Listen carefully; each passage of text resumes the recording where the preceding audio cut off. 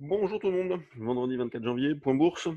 Quelle reprise des indices depuis hier soir. Le CAC par exemple était sur 5955,60 à 16 heures. On est actuellement à 6030 et dès l'ouverture nous avons eu un nouveau gap donc qui fait suite à celui de vendredi dernier. Gap à la hausse, gap à la baisse mardi, gap à la hausse mercredi, gap à la baisse jeudi et gap à la hausse ce matin.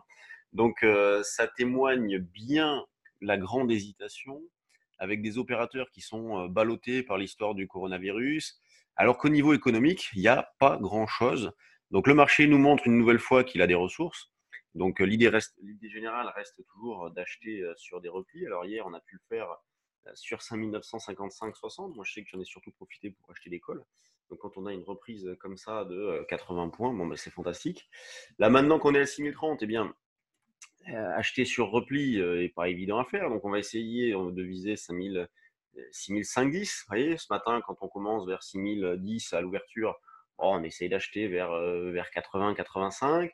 Le marché n'y va pas puisqu'il part de l'avant. Donc c'est pour ça que sur le trade du jour dynamique, là, je vais faire une nouvelle proposition, puisqu'un achat sur 5980, ça devient un petit peu éloigné, ça devient un petit peu hors sujet. Il y a des niveaux intermédiaires quand même.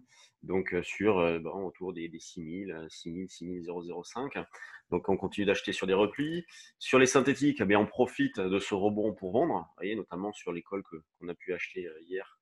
Donc les 6100 février, on en profite pour vendre donc sur différents niveaux de prix, donc pour valoriser ces options en vendant des futurs.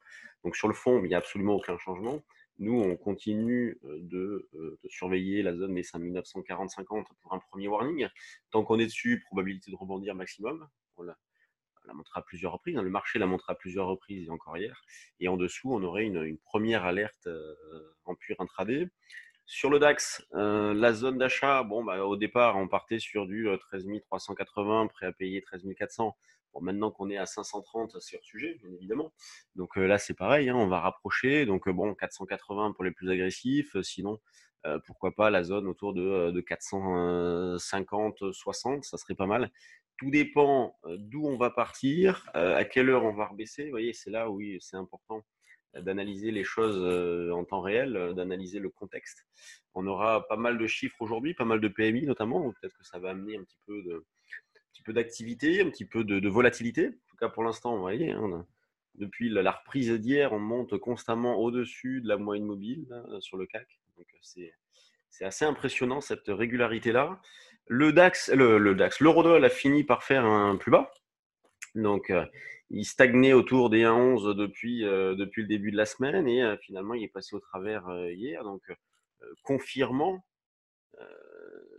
que la tendance de fond reste baissière, hein. Donc, on continue de vendre sur des rebonds. Ça n'a pas été évident à faire ces derniers temps, puisque justement, le manque de volatilité a fait qu'on n'a pas eu de rebond pour vendre dans de bonnes conditions.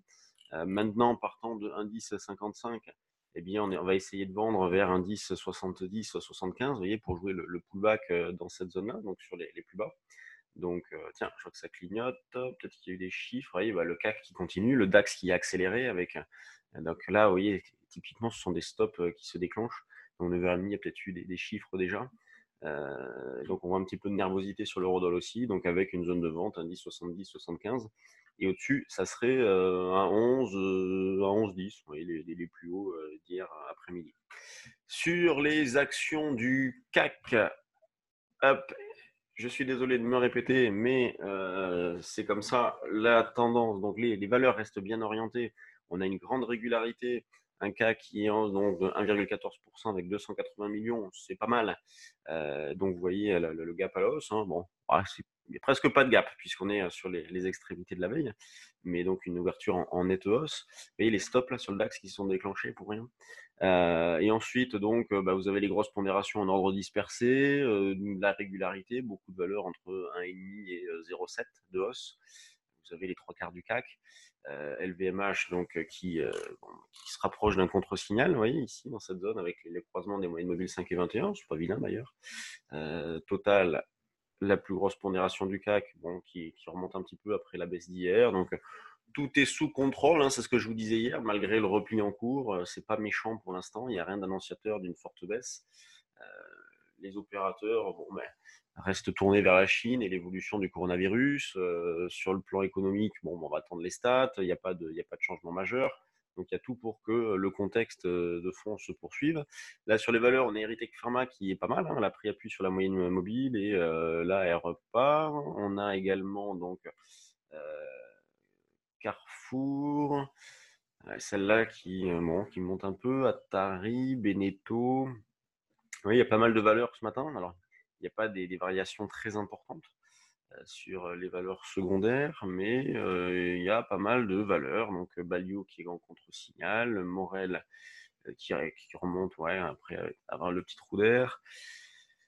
Et Ramed qui est bien sur une zone de support. Bon, quand on regarde les actions, il n'y a pas grand-chose à en tirer, si ce n'est que l'intérêt reste toujours ciblé sur les valeurs du CAC et que celle-ci reste bien orientée. Bon, moi je file en stage, donc dernier jour de formation à Paris sur les options. Donc là aujourd'hui on voit les stratégies, notamment les puts synthétiques, mais également des stratégies lorsque la volatilité sera un petit peu plus importante.